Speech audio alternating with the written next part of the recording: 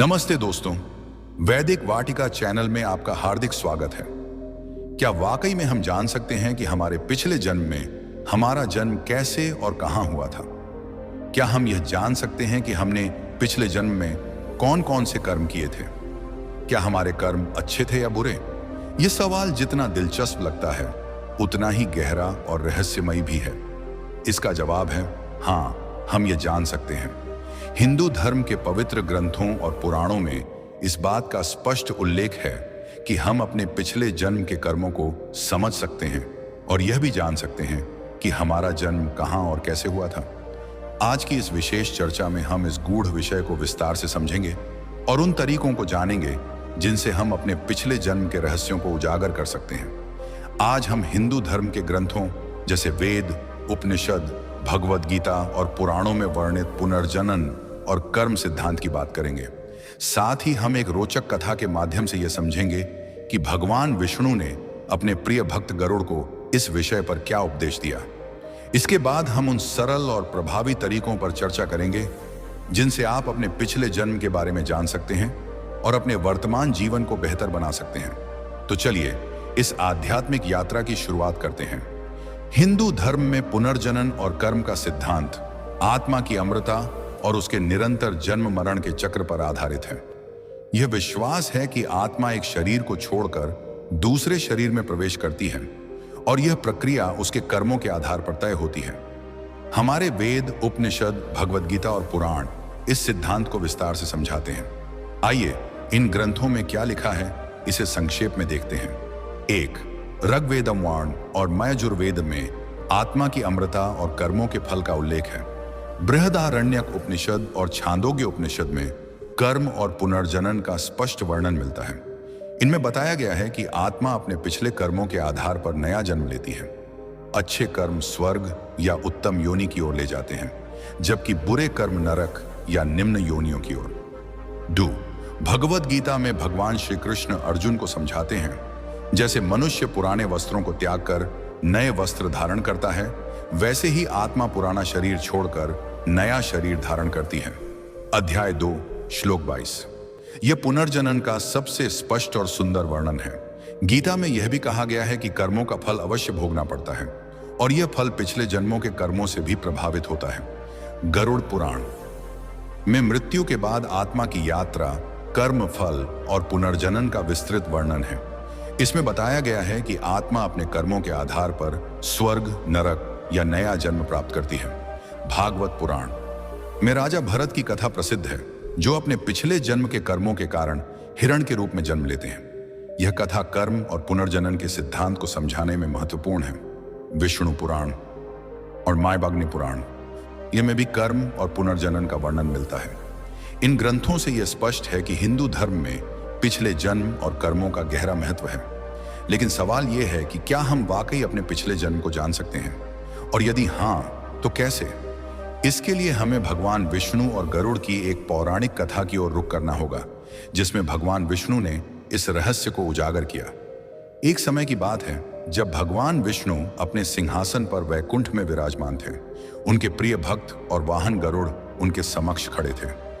गरुड़ ने बड़े ही विनम्र भाव से भगवान से प्रश्न किया, हे प्रभु, मनुष्य अपने कर्मों के आधार पर अच्छा या बुरा जन्म प्राप्त करता है, यह तो मैं समझ गया, लेकिन क्या कोई मनुष्य यह जान सकता है कि उसने अपने पिछले जन्म में कौन कौन से कर्म किए थे? क्या वह यह समझ सकता है कि उसका जन्म कहां और कैसे हुआ था? और यदि हां तो वह यह कैसे जान सकता है? भगवान विष्णु मुस्कुराए और बोले, हे गरुड़, तुमने बहुत ही सुंदर प्रश्न किया है। यह सवाल हर उस आत्मा के मन में उठता है जो अपने जीवन के गूढ़ रहस्यों को जानना चाहती है। मैं तुम्हें आज इस रहस्य को समझाऊंगा, लेकिन पहले एक कथा सुनो। इस कथा को ध्यान से सुनो, क्योंकि यह तुम्हें कर्म, पुनर्जनन और पिछले जन्म के रहस्य को समझने में मदद करेगी। प्राचीन काल में एक राजा थे जिनका नाम था अमरसेन। वे बड़े धर्मी और पराक्रमी थे। उनके राज्य में प्रजा सुखी थी और राजा हमेशा धर्म के मार्ग पर चलते थे। लेकिन एक दिन राजा के मन में एक विचार आया। उन्हें अपने पिछले जन्म की स्मृतियां अस्पष्ट रूप से याद आने लगी। वे सोचने लगे, मैंने ऐसा क्या किया कि मुझे यह राजसी जीवन मिला? क्या मेरे पिछले जन्म में भी मैं राजा था या कोई और? और यदि मेरे कर्म बुरे थे तो मुझे यह सुख कैसे प्राप्त हुआ? राजा ने अपने दरबार के विद्वानों और ज्योतिषियों को बुलाया। उन्होंने पूछा, क्या कोई ऐसा तरीका है जिससे मैं अपने पिछले जन्म को जान सकूं? विद्वानों ने कहा, महाराज, हमारे शास्त्रों में पिछले जन्म को जानने के कई तरीके बताए गए हैं। पहला तरीका है ज्योतिष शास्त्र। आपकी जन्म कुंडली में ग्रहों की स्थिति, विशेष रूप से राहु केतु और नवम भाव आपके पिछले जन्म के कर्मों का संकेत दे सकते हैं। दूसरा तरीका है गहन ध्यान और योग साधना। इसके माध्यम से आप अपनी आत्मा की गहराइयों में उतरकर पिछले जन्म की स्मृतियों को जागृत कर सकते हैं। तीसरा तरीका है किसी सिद्ध गुरु की कृपा, जो अपनी आध्यात्मिक शक्ति से आपको आपके पिछले जन्म के दर्शन करा सकते हैं। राजा अमरसेन ने इन सभी तरीकों को आजमाने का निश्चय किया। सबसे पहले उन्होंने एक प्रख्यात ज्योतिषी को बुलाया। ज्योतिषी ने उनकी कुंडली का अध्ययन किया और बताया, महाराज, आपके पिछले जन्म में आप एक साधारण व्यापारी थे। आपने बहुत दान पुण्य किया, गरीबों की सहायता की और धर्म के मार्ग पर चले। लेकिन एक गलती आपने की थी। आपने अपने व्यापार में एक बार अनजाने में धोखा दिया, जिसके कारण कुछ लोग दुखी हुए। आपके अच्छे कर्मों ने आपको यह राजसी जीवन दिया, लेकिन उस छोटी गलती के कारण आपको इस जन्म में कुछ कष्ट भी भोगने पड़ रहे हैं, जैसे कि आपके स्वास्थ्य में समय समय पर आने वाली समस्याएं। भगवान विष्णु ने मुस्कुराते हुए गरुड़ की ओर देखा और कहा, हे गरुड़, मनुष्य के कर्मों का लेखा जोखा प्रकृति स्वयं रखती है। यदि तुम्हें यह जानना है कि पिछले जन्म में कर्म कैसे थे, तो इसके लिए दो सरल और स्पष्ट मार्ग हैं। इन मार्गों को अपनाकर कोई भी व्यक्ति अपने कर्मों का अनुमान लगा सकता है। ये मार्ग न केवल पिछले जन्म के कर्मों को समझने में मदद करते हैं, बल्कि यह भी बताते हैं कि हम अपने वर्तमान जीवन को कैसे बेहतर बना सकते हैं। यह जीवन कर्मों का एक दर्पण है, जो हमें हमारे अतीत और भविष्य की एक झलक देता है। पहला मार्ग, वर्तमान जीवन का दर्पण। पहला मार्ग यह है कि आप अपने वर्तमान जीवन को ध्यान से देखें। आपके जीवन में कितना सुख है, कितना दुख है, कितनी बीमारियां आपको घेरे हुए हैं, कितनी परेशानियां आपके सामने आ रही हैं। क्या आपका जीवन कष्टों से भरा हुआ है या आप सुख और शांति में जी रहे हैं? शास्त्रों और पुराणों में यह स्पष्ट रूप से लिखा है कि हमारा वर्तमान जीवन हमारे पिछले जन्म के कर्मों का फल है। यदि आपका वर्तमान जीवन दुख, रोग और परेशानियों से भरा हुआ है, तो यह इस बात का संकेत है कि आपके पिछले जन्म के कर्म शायद उतने शुभ नहीं थे। शास्त्रों में कहा गया है कि कर्मों का फल हमें अवश्य भोगना पड़ता है। यह प्रकृति का नियम है, जिसे कोई भी बदल नहीं सकता। जैसे एक किसान जो बीज बोता है, वैसा ही फल पाता है। यदि उसने अच्छे बीज बोए तो उसे अच्छी फसल मिलेगी, लेकिन अगर उसने खराब बीज बोए तो फसल भी खराब होगी। ठीक उसी तरह हमारे कर्म बीज हैं और हमारा जीवन उसकी फसल। यदि आप आज कष्ट भोग रहे हैं, तो यह आपके पिछले जन्म के कर्मों का परिणाम हो सकता है। उदाहरण के लिए, यदि कोई व्यक्ति बार बार बीमार पड़ता है, आर्थिक तंगी से जूझ रहा है या रिश्तों में बार बार असफलता मिल रही है, तो यह संभव है कि उसने पिछले जन्म में कुछ ऐसे कर्म किए हों जिनका फल उसे अब भोगना पड़ रहा है। शास्त्र कहते हैं, जैसी करनी वैसी भरनी। यह नियम अटल है, लेकिन इसका यह मतलब नहीं कि हमें निराश हो जाना चाहिए। वर्तमान जीवन हमें एक अवसर देता है कि हम अपने कर्मों को सुधारें और भविष्य को बेहतर बनाएं। दूसरा मार्ग, वर्तमान कर्मों का विश्लेषण। दूसरा मार्ग और भी रोचक और गहरा है। भगवान विष्णु ने गरुड़ से कहा, हे गरुड़, यदि तुम पिछले जन्म के कर्मों को समझना चाहते हो, तो अपने वर्तमान जीवन के कर्मों को देखो। यह सुनने में सरल लगता है, लेकिन इसका अर्थ बहुत गहरा है।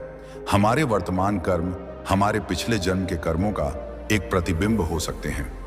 यदि हम अपने वर्तमान जीवन में किए जा रहे कार्यों का विश्लेषण करें, तो हमें यह समझ में आ सकता है कि हमारी प्रवृत्तियां और आदतें कैसी हैं। उदाहरण के तौर पर, यदि आप अपने होश में चेतन अवस्था में जानबूझकर गलत कार्य करते हैं, जैसे किसी को धोखा देना, किसी का दिल दुखाना, किसी का पैसा हड़प लेना, किसी कमजोर को सताना या किसी को गाली देना, तो यह दर्शाता है कि आपकी प्रवृत्ति में कुछ कमी है। यदि आप चेतन अवस्था में, जब आपको सब कुछ समझ में आ रहा है, फिर भी गलत कार्य करते हैं, तो सोचिए, जब आप पिछले जन्म में थे और वह जीवन आपको याद नहीं है, तब आपने क्या क्या किया होगा। हमारी आत्मा एक यात्रा पर है जो कई जन्मों से चली आ रही है। हर जन्म में हमारी प्रवृत्तियां और आदतें हमारे साथ चलती हैं, यदि आप इस जन्म में क्रोधी हैं, लालची हैं या दूसरों को दुख देने की आदत रखते हैं, तो संभव है कि पिछले जन्म में भी आपने ऐसी ही प्रवृत्तियां दिखाई हों। यह दूसरा मार्ग हमें यह समझने में मदद करता है कि हमारी आत्मा की प्रकृति क्या है। यदि आप अपने वर्तमान कर्मों को सुधार लें, तो न केवल आपका यह जीवन बेहतर होगा, बल्कि आपका अगला जन्म भी सुखमय हो सकता है। कर्मों का घड़ा, सुख और दुख का हिसाब। जीवन को एक घड़े के रूपक से समझा जा सकता है। हमारे अच्छे कर्म एक घड़े में जमा होते हैं और बुरे कर्म दूसरे घड़े में। जब तक अच्छे कर्मों का घड़ा भरा रहता है, तब तक हमारा जीवन सुखमय रहता है। लेकिन जैसे ही यह घड़ा खाली होता है, बुरे कर्मों का घड़ा प्रभावी होने लगता है। प्रकृति बहुत धैर्यवान है। वह इंतजार करती है कि कब आपके अच्छे कर्मों का फल समाप्त हो और फिर बुरे कर्मों का हिसाब शुरू होता है। मान लीजिए कोई व्यक्ति 70 साल तक सुखी जीवन जीता है। उसे कोई बीमारी नहीं, कोई आर्थिक परेशानी नहीं और रिश्तों में भी कोई दुख नहीं। वह सोचता है कि उसका जीवन बहुत अच्छा है। लेकिन मान लीजिए कि 70 साल की उम्र में उसके अच्छे कर्मों का घड़ा खाली हो जाता है। अब अगर वह 71वें साल में प्रवेश करता है, तो उसके बुरे कर्मों का फल शुरू हो सकता है। लेकिन अगर वह 70 साल की उम्र में मर जाता है, तो क्या होगा? क्या वह बुरे कर्मों के फल से बच गया? नहीं, प्रकृति का नियम ऐसा नहीं है।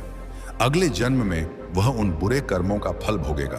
कभी कभी लोग कहते हैं, मैं तो अभी बच्चा हूं, मेरे साथ इतनी परेशानियां क्यों हैं? इसका जवाब यह है कि यह परेशानियां आपके पिछले जन्म के कर्मों का फल हो सकती हैं। प्रकृति कभी भेदभाव नहीं करती, वह केवल आपके कर्मों का हिसाब रखती है। एक बच्चा जो फ्लाईओवर के नीचे भूखा तड़प रहा है और दूसरा बच्चा जो किसी अमीर घराने में जन्म लेता है, यह अंतर उनके कर्मों का परिणाम है। ईश्वर भेदभाव नहीं करता। यह हमारे कर्म ही हैं जो हमें सुख या दुख देते हैं। कर्मों का सुधार, बेहतर भविष्य की कुंजी।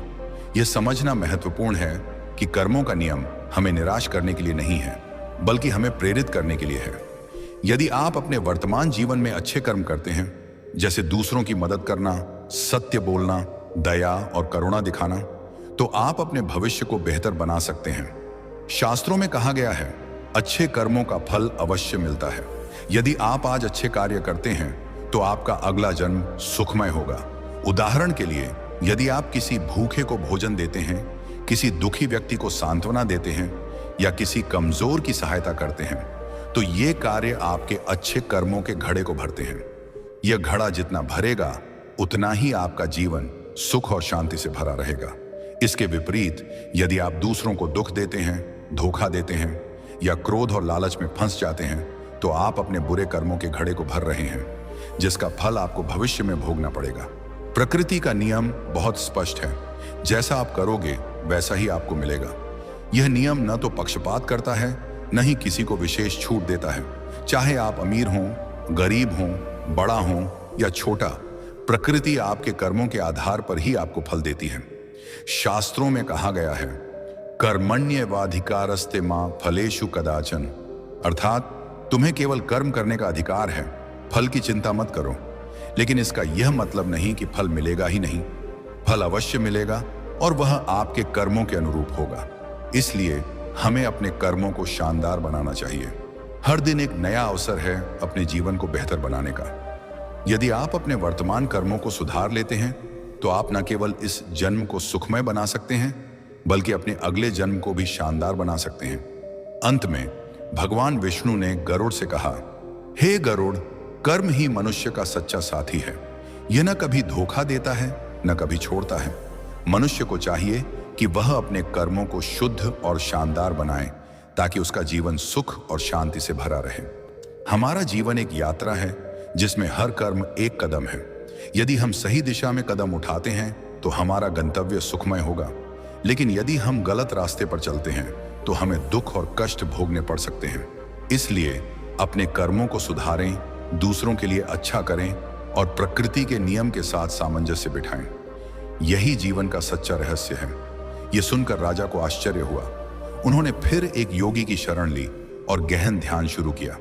कई महीनों की साधना के बाद राजा को अपने पिछले जन्म के कुछ दृश्य दिखाई देने लगे। उन्होंने देखा कि वे एक छोटे से गांव में एक व्यापारी के रूप में रहते थे। उन्होंने गरीबों को भोजन बांटा, मंदिर बनवाए, लेकिन एक बार अनजाने में एक गलत सौदा कर दिया, जिससे कुछ लोगों को नुकसान हुआ। इस स्मृति ने राजा को अपने वर्तमान जीवन के कष्टों का कारण समझने में मदद की। अंत में राजा ने एक सिद्ध गुरु की शरण ली।